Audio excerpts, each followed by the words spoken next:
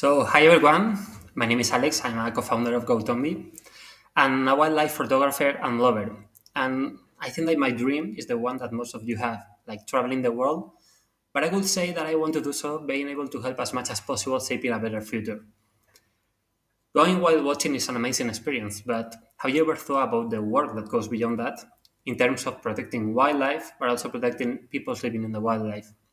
And that's what we are talking about today with Fabiola. She founded Wild Spirit Fund, an ONG that works in the field to protect wildlife and that teaches vets the techniques to work with animals. And in addition to celebrate the Mammalz community today, we are using the opportunity to raise donations to support Cool Earth, a non-profit organization that works along with the rainforest communities to halt deforestation and its impact in climate change. So I really want you to check the links in the description to support their job. And I highly recommend also helping Wild Spirit Fund. And how? Let's check it out. But first, I really want to thank you, Dirty Trail Clean Mind, again for your donation. It's really important to help all of us, this world, and the ONGs that works together to protect it and fight against all the issues that we have. So, Fabiola, welcome today. How are Hi, you? hi. Thank you very much for this invitation. How are you doing? Good. Can't complain. Thank you. That's fine then. So, to let people watching this show know, uh, what is a Wild Spirit Fund? What are their objectives? And where are you living right now, for example? Well, just to start with, let me introduce myself a little bit. I'm a vet. I'm living in South Africa since 10 years ago. And I originally started with training courses on wildlife veterinarians. Maybe some of you know about. It's called Wild Spirit. And after many years living here in South Africa, I realized I'm traveling throughout Africa and being inside the wildlife wall and the wildlife what is called there. I realized there's a huge need of professionals and veterinarians working in the field. Therefore, I decided to start Wild Spirit Fund. The objective is Wild Spirit Fund. It goes in different level. Is to create a capacity building. So professionals, especially we focus on veterinarians, but actually as we go, we are opening our doors into different professionals. But this is how it started, because we realize in different parts of the planet there are very high levels of professionals and they have access as well to knowledge. When sometimes in developing countries there are very good professionals that they are trying to improve themselves to save wildlife. However, the experience they're very limited. So we're trying to fulfill this gap. In the other hand, as well, even if they have sometimes the knowledge, they don't have the equipment, their lack of equipment. So we're helping them to get access to the equipment, and obviously within the veterinary field, drugs and etc. Things that are basics to save the species. So one species at a time, if we are thinking sometimes. In the other hand, we are very responsible to wildlife populations, how to save the health of wildlife. As you all know, wildlife is under a huge pressure. Every time it's less and less wildlife, every time there's more humans, the species are the place are more reduced. So these animals they are left, they are under a huge pressure on numerous. So the wildlife human conflict is very high. So there's a lot of incidents with that humans create that we need to treat these animals, but as well diseases that are playing a huge role. So diseases are coming from livestock into wildlife, or diseases that there used to be within wildlife, but because the population is lower, diseases are increasing. So one of our huge job as well is to control these pathogens within wildlife and keep wildlife populations healthy. COVID maybe help us a little bit to understand how and the risk. So even if for these ones that they don't care about wildlife, maybe they should start caring, because by putting high pressure on wildlife, diseases can jump, spill over into humans, and so create pandemics. So yeah, this is our current work. Then obviously we work closely with communities. So we are doing education of communities. We are empowering women. So we have different projects. I don't know, Alexandro, if you want me Yeah, to I put was example. listening. I was listening about the everything, and I was thinking the same as Marco Taylor said. That sounds really cool, and like you have a lot of things to do there. And it seems like there are really a lot of projects.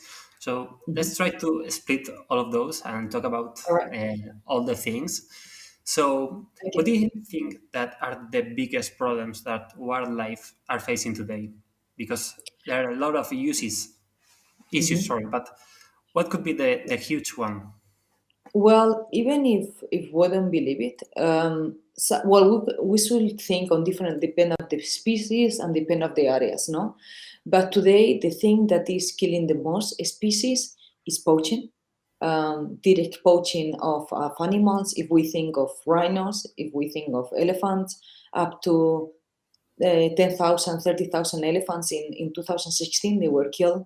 Rhinos in South Africa, we have the 90% of the population of the white rhinos in South Africa. And in the last 10 years, we have lost, well, the official numbers are not up there, but we guessing about the 50% of the rhinos they were lost, an average of That's a lot. 1,500 rhinos killed a year. And this is direct threat. So it's a wildlife market behind, illegal market behind. Um, so these animals are killed just for trading their parts. Then we get it throughout Africa. We get chimpanzees as well. They're killed like that. Lion, giraffes, etc. So yes, illegal wildlife trade is one of the biggest threats currently in Africa. You know probably about the pangolin, and currently is the highest threat species or trade species, illegal wildlife trade species. And then, on the other hand, we have the loss of population. The loss of habitat because of the high humans population and obviously the production that we are demanding. So the animals basically there's no space for them to stay. They have less and less space. And then the third one I would like to say is what I was just mentioning quickly is diseases. So diseases is the what we call the silence killer. Unfortunately, we don't know enough. We didn't have the capacity before. We didn't have the professionals in place. We didn't have the funds before. So sometimes populations are dying and we just don't know why. And they are the diseases, not because they are, the diseases that I mentioned before, they were there, but we are breaking the natural balance. And the diseases, they used to be naturally regulated. But once we break the balance and the natural habitat, then diseases are taking chances over species that they are every time in less space, and plus as well with sometimes problem of genetic diversity.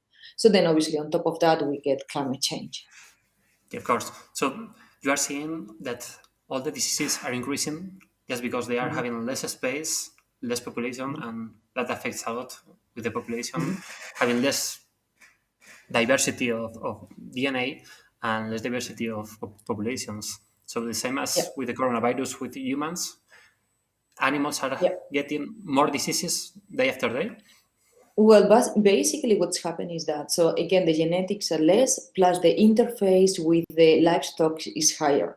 So basically, the little species that they're in small places, and they are in more contact with other species that they don't used to be, like livestock. So then, obviously, it's a higher risk. The additional risk, for example, or one simple example that and that can bring me to one of the projects is diseases in great apes. As we know, great apes are very susceptible to human diseases. All right. So not only great apes, unfortunately, they are living in some of the highest threatened areas. In the rainforest in Central Africa, for example, or the ones in Borneo. So there are areas that obviously because of the timber, they are high demand, they are losing the habitats, but on top of that, there are populations coming in and they're susceptible to humans' diseases. For example, a normal cold can kill a gorilla. And now obviously we have the threat of coronavirus, of COVID, which is increasing the challenges on these populations. We have a project currently in Gabon, and we have a research station, and our job there is to try to monitor diseases that can go from humans into gorillas, and so chimpanzees in the area as well, and otherwise, because in the area is Ebola. Um, so we need to control as well. The idea is to promote the tourists in the area. It's absolutely stunning, beautiful areas there with high density of gorillas, chimpanzee, and elephants. And the idea is, we need to habituate these gorillas, but it's a high risk of disease that can jump either way. So yeah, our work is to control these diseases, but as well is to promote the communities in the areas, to give them a job to do within conservation, and instead of destroying nature, working for nature. Okay, so that reminds me a term that is One Health concept. Mhm. Can you explain what is the One Health concept and why it should be more present in our lives? Because it's quite related with all the things that we are talking about. Okay. Well, One Health, for those that they are probably close to veterinary or to doctors, probably they hear about, and some of you might be very familiar. Well, One Health is a very simple concept, actually, we think about, is thinking that everything is connected. Humans' health, animal health, and environment health is everything connected. So if we destroy, or in the balance of any one of these points is destroyed, it gets effect on the other parts. And so if we protect one area, it gets effect to the other part. So by these basic concepts is when from the wildlife side we are coming more and adopting more and more this area, because we are trying to make the world understand that. And again, One Health is not a wildlife approach, actually it was a human approach, but it's very important and it's very convenient for us, for everybody to understand. So it's very basics. If we are protecting our wildlife populations, the health of our wildlife population on the natural habitat, we are going to protect the health of humans. So for these that they said, like now, for example, the pandemics that you try, maybe we are going to try to stop the pandemic of COVID by vaccinating. But the only way that we are going to prevent future pandemics is by protecting the wildlife on the natural habitat. And so on. It happened as well. We can say with wildlife, we can say with livestock, and basically is that this understanding of environment is connected. Then we can go into oceans, how we are polluting, no? Or water or environment. But let's focus on the moment on my wildlife populations Yeah, that's and right. how it I think was that here. we have a lot of things to do to educate the future generations of people, Mm. but also the ones that we are living right now in the world, because we have to switch our minds trying to protect even more the nature, the wildlife, and all that. Yeah, I And think, sorry, Alexandro, just going quickly there. I think this is one of the biggest problems. All parents, they educate us, telling us, you are the future generation. We need to educate for the future generation, where the future generation is us today. We have a huge responsibility in our shoulders that sometimes we are forgetting that. So it's the different, we have in our hands the time to do something or to do nothing. So unfortunately, by the times we decide to have kids and our kids are big, it's going to be way too late. Some of the IUCN reports, they mention that we have 12 years to make a change. So unfortunately, yes, the timing is not helping us. The some of the populations we are talking about, elephants or lions or rhinos, if the rates carry on like that in the next 10 to 20 years, it's going to be not animals in the natural environment of some of the most emblematic species that we are talking about. So yes, I think we need to really wake up and react and decide to start doing something today, because definitely tomorrow is way too late. yeah, I think so also. And there's a sentence that says that in 2050 there will be more plastic in the oceans than fishes, and that's quite scary. So Yeah. Alex asked us about how has the current pandemic affected wildlife. Well, let me give you an example of last week in the place where I'm living. Um, where I'm living in a big five game reserve just outside here in South Africa. Since the beginning of the pandemic, we saw that in the area is increasing poaching. All right, poaching, but like not really crime organized poaching. They're putting snares. You know, the snares that they put it's like a wire, and they put it outside. So when the animals go through, it closes. So these snares are thinking for small animals, things like guinea fowls, like impalas, and things like that. The animal will get stuck. Well, since the pandemic, there are more people that lost the jobs. There are less tourists because the whole wildlife industry is about tourism, and there is no tourist. So there's not human present around in the area. Okay, so these poachers, they just found the perfect place just to go around, and with the excuse of we are hungry, because sometimes or most of the times on wildlife, when there is crime, we need to understand there is a huge difference between need and greed. And I will say that 90% of the times it's got more greed than they need. Anyway, so, and we were putting the call outside. We applied for a project saying, listen, the number of poachers is increasing because there's no human tourism around, and we don't have funds to increase the anti-poaching teams, and more species are going to get killed. Well, this year they will kill already lions in the reserve, they will kill cheetahs, they will kill rhinos, they will kill buffaloes. This is just one example that is happening right here outside where I'm living. So this is a one phase. The other phase, the project, for example, we have in Gabon, these people, the trackers that we have that they go and monitor the gorillas every day, they are living exclusively from the money that tourists bring. Okay, so when the tourist is there, they have a salary. If the tourists are not there, they don't have a salary. Plus the researchers as well, that they come internationally to our research station. Well, since lockdown, it's impossible. Plus, even if some of the countries are opening, there's the risk of transmitting COVID into the gorillas. So these people, they basically have absolutely no job, no income whatsoever. So luckily, thank you to our foundation, which has been supporting our salaries throughout the year, even if there was not much to do. But it's the only way that you can encourage to the communities to say, listen, I'm not forgetting you.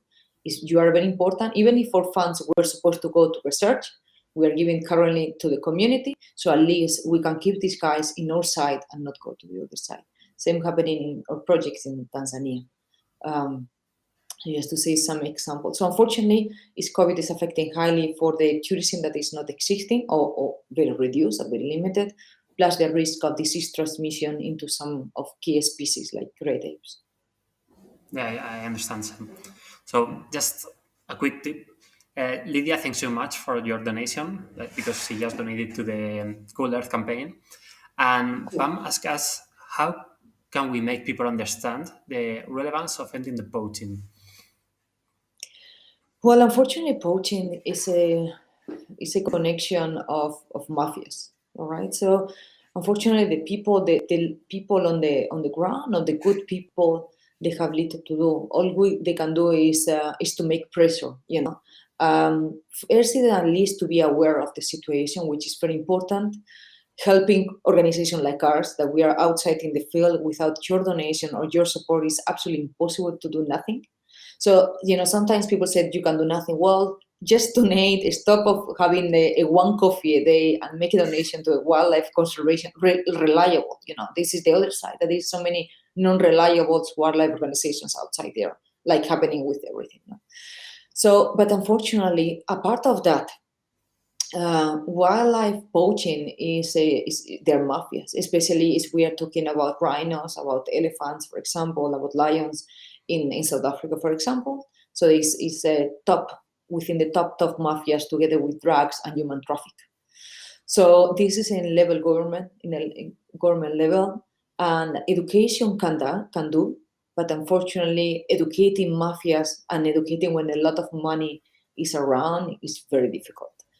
But all we can do is the professionals in the ground, is protect these animals as much as we can do, deploy anti-poaching teams, and yes, educate our communities. Because at the end of the day, the guys that goes and put the trigger are these guys in the community. So yes, we have a huge work to do within the communities and to educate them. But again, as much as educated you are, when they put you a lot of money in front of you, sometimes you need to have a proper strong ethics to say no. Yeah, I understand. So that happens same in the first countries where we have a lot of mafia in other ways, but it affects also. So the education and trying to work with the people in the field. So, and then they are saying that it's amazing what you are doing at Wild Spirits. So Thank you. just because they say that, I want you to talk about the projects that you are working right now with the foundation. So what is Wild Spirit Fund doing right now? Well, I mentioned quickly about the project in Gabon, which is one is our biggest, just by saying, the station is in a national park of 400,000 hectares, so it's a proper massive piece of land, and we are working with local professionals. So we engage with with local researchers. We work in collaboration with the government, and there is we're helping them now. Alexandra is playing for you just a short Yeah. video that you can find in a website, and well, I will just let you to have a look just to see a little bit the setup there. Very basic. We are running a research station. We don't even have electricity. We have a little generator that sometimes we have petrol, sometimes not. So one of our current looking for funds is to try to put solar panels in the area and create basic equipment. So at least we can do the job that we're supposed to be doing. So just if you want to see, just I can go with you through Gabon. There are savanna areas together with forest.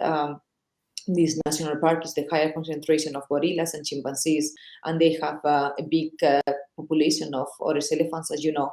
It's one of the high threat species currently now.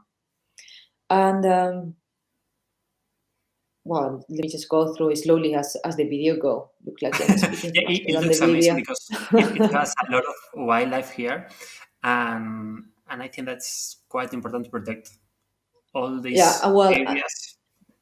yeah, and one of the biggest threats around there is not only the specific poaching, as you can see some of the picture, but is the logging. Okay, so there's huge companies that are exporting timber throughout the planet, uh, mainly Chinese companies, but there are other companies as well.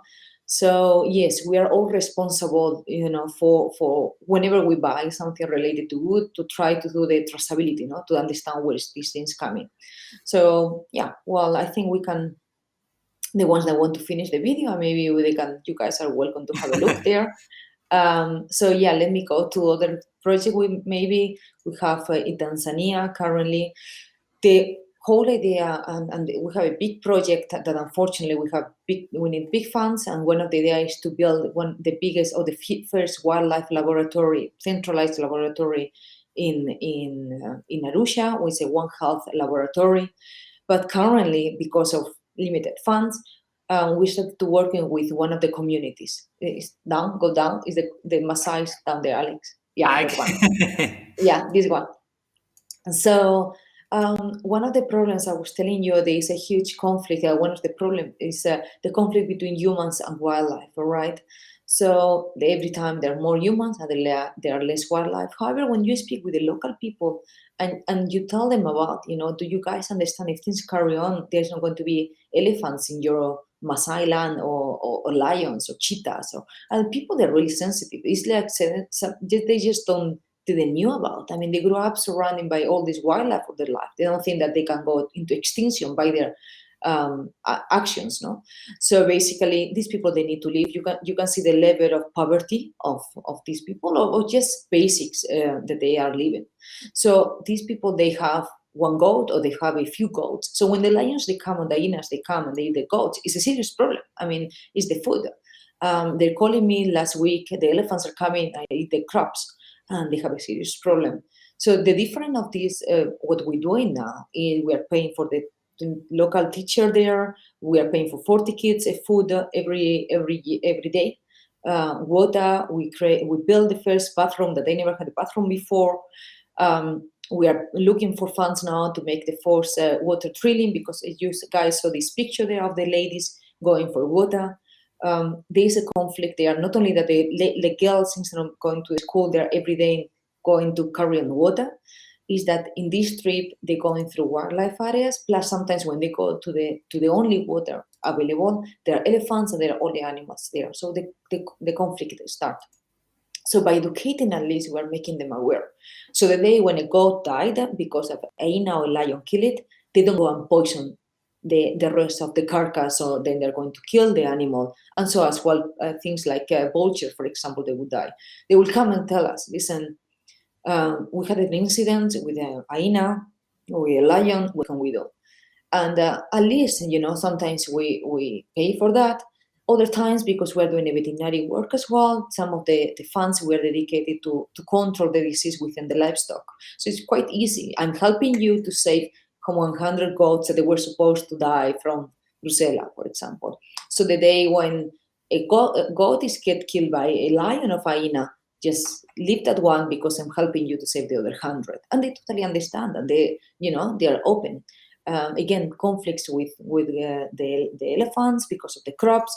This seriously, they come at least to us and tell, listen, we have the elephants in our crops. They tell us major how to push these animals away. So yes, sometimes helping and protecting wildlife is not about only wildlife. It's about really engaging and protecting the communities, and the communities are going to protect your wildlife. Another project we have in DRC, in Congo, is we are keeping a veterinary clinic there in one of the rescue centers. You guys know Congo is one of the highest. There's a high conflict there between timber, between petrol in the areas, mining, huge mining production there on different minerals. So then the companies in the area, they're destroying the forest, and in the way they're just killing chimpanzees amongst other gorillas and among other species. So luckily there are good veterinarians there and good rescue centers, like the one we are supporting. We are going to start supporting others. And so then we're helping them, equipping their clinics and helping them with the capacity wherever we can. So yeah, as Yeah, you guys see, we have a that's a lot of work to do. I mean, job to do. yes, a lot. Yes. So Yeah. any help is welcome. Thank you. Yeah, so Pam asked us how if tourists can also help bring economic support to these communities, and also Cohen asked what is GoThombi, and I think both are related. As GoThombi, we are a travel agency focused in trips that help animals and help also people learn more about animals. So we try to create trips, also some of them with Fabiola, to help those communities in those places and also help the people learn more about the details of the animals, learn more about photography in some of those trips, but always focusing everything in trying to help how is the thing going in the field. And I think that's a lot of things. There are a lot of things that can help, and also in South Africa there are a lot of issues right now, as you said before, because people is not traveling because of COVID. And right now, there are a lot of places that need money to survive and also to help protect the animals, right? Yeah, I think Alex, with regarding the two questions, we were chatting recently with one of the colleagues here, and there's a lot of tourists that came to Africa, and they live, and they're not aware of the really threat and the crisis that wildlife is living. So companies like yours, that you guys engage with project and with responsible trips to try to make people, when you bring people here to Africa, to different natural areas that you go, you bring your tourists. I think companies like GoThombi, they're super important because their job is to make them understand, okay, you are going to go and see, but let us help you to understand what the role that you can make to play, and to protect the areas. So yeah, sometimes tourists are very naive, unfortunately, and they don't have the will of learning. However, there are sometimes organizations that are trying to push and share this knowledge. We do it in Wild Spirit through veterinary, but we don't get nothing else but veterinarians. So there's so many people that want to learn here and to come to Africa, to different areas, and understand a little bit more of the basics. So I think whenever you guys travel, try to go with organizations that they have the will of teaching you, and maybe try to go around with a nice open and asking the right questions to really understand. That brings me, for example, of now that you have some big cats behind you, all these people that come to South Africa to touch lions and to have a picture with the lions, and to volunteer feeding the lions. And there's a huge problem because of all these lions. They go to the industry of hunting, and people didn't even ask the questions. So it's really important to, when you travel around, think with who you are going, and go to with responsible organizations like Alexandro's or mine, or there are many others around there. But just try to at least travel with an open eyes and try to learn as much as possible. Yeah, I think that's important, and not just because I'm doing so, but it helps everyone see further Exactly. and trying to improve our world. So you started to talk about the work that you are doing in the veterinarian field, teaching vets Mhm. how to work with Mhm. animals. What are you doing with those courses?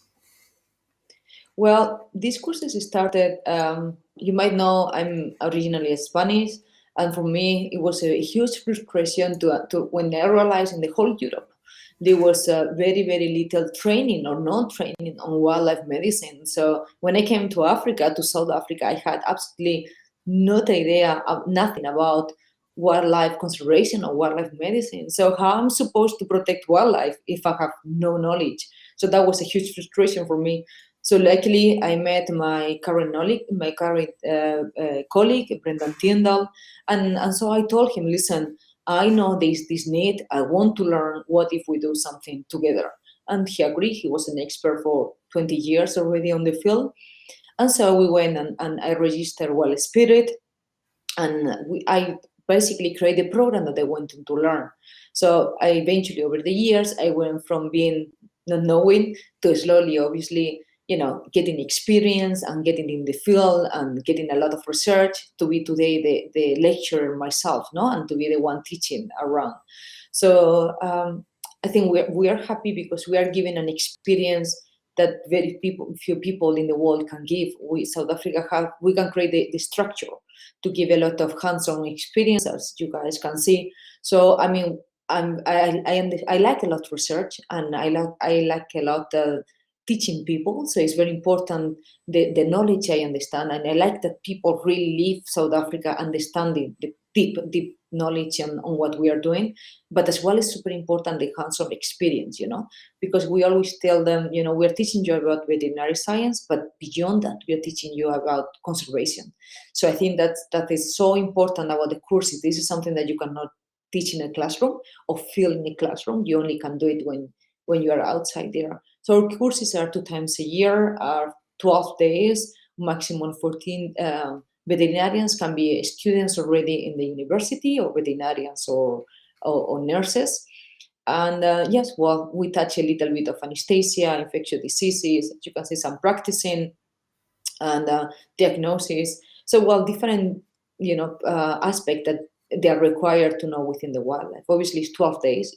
It's impossible to know everything in 12 days, but we try to go as broad as deep as possible on these few days here. That sounds really good. I mean, how can people help Wild Spirit Foundation? Because we are reaching our end, and I want Okay. you to let people know how they can help your projects, or even just going to this kind of courses. Well, if you are a vet or a nurse or a vet student, you are most welcome to join us here in South Africa. So look for us, Wild Spirit Vet or Wildlife Conservation Medicine, and then you're going to see, you just recognize the logo, and there we are. Okay, just we are almost fully booked for this year, but we have 2 or 3 places open still. Um, on top of that, if you guys want to help fund economically, or you have access to any kind of veterinary equipment, please go and visit wildspiritfund.org, which is our NGO. And there, I really encourage you to start following us, to start helping us, supporting. You can become a member, or you can make a donation directly to one of the projects. And obviously, we always look for ambassadors for these people like Alexandro, that is helping us to try to reach bigger, no, and to try to pass the message outside there. So yes, I really encourage you to go and have a look on our work and start, because it's good to have a good heart, but without actions, unfortunately, we cannot do much. So we really need you guys to take one step and say, I'm going to do something today. Yes, we need to take a step further. And our last question: what is your favorite animal you have worked with? Unfortunately, I, it's very I difficult to suppose that is say. a dog.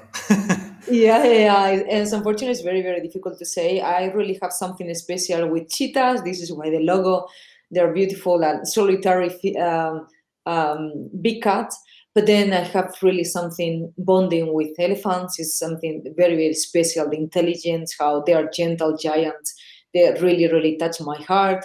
But then there are rhinos, which are so massive and look something, like people will think in a beast, and they're not. They are such a vulnerable little creature. So yeah, I mean, it's difficult for me to decide which are the best. Obviously, probably these three are the ones that I have the biggest spot in my heart right now. But yeah, the more I work with them, the more difficult is to know about. I think that we both share the same love for cheetahs, as our logo is exactly also As well. yeah, it's a cheetah. So I really want to thank you so much for your time, for being here, and for everything that you share with us. People enjoy it a lot, and they said in the chat that really thank you so much for what you are doing, Fabiola, and that inspires them to trying to reach that point, that instead of just watching documentaries or reading some articles, trying to take a step ahead and try to work to protect the animals, protect the environment, and help reach that goal. Well, thank So you so much. And yes, I can just say thank you so much to all of you guys, and especially to you, Alexandro. And I would like to close here with one sentence that I twisted a little bit into wildlife. And I say, for evil to triumph, all that we need to do is doing nothing. So basically, for wildlife to be destroyed, all we need to do is nothing. So I really encourage you guys to stop doing nothing and do something, because this little something, it means a world for these ones that we are in the field working. yeah, I think that we have to tattoo it, something like that in the arm, so we Probably can to check that every remember. single day. Yes, and I Okay, encourage you all to donate to White Spirit Fund and also to Cool Earth. And I'm going to play a video to close the chat. Again, thank you okay. so much, Fabiola, and thank you so much, Only Mammalz, a for this pleasure. opportunity. Thank See you. you. Thank you. Only a pleasure. Bye. Thank you. Bye.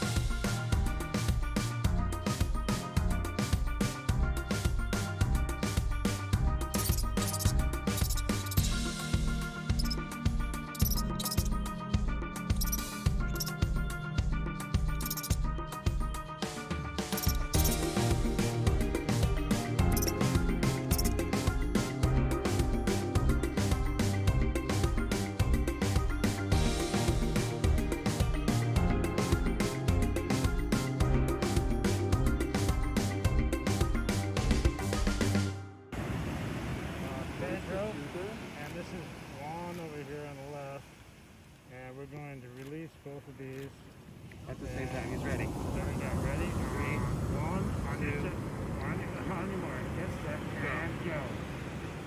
Okay. Oh, and Pedro. Oh my God, Pedro just stopped. Oh no, but he's coming up. Whoa. He's coming up close to the same. Oh geez. Right. Oh, look at Pedro. Pedro. Hold on. Pedro and what? Samuel or Jeffrey? No, it's Juan. I think Juan. I already named it. But Juan is definitely kicking butt there. Oh my God. Pedro is going south. He's heading south. Which one was mine? Oh yeah, he's Yeah, going. Juan is ahead, yeah. There's mine over there.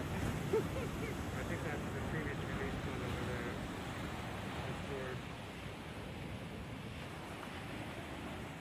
Ooh. Oh, look, they are. Yours is still ahead. Is mine the winning? That's Juan, yeah. Oh, Juan is definitely. Juan is winning. Wow. Look at those guys.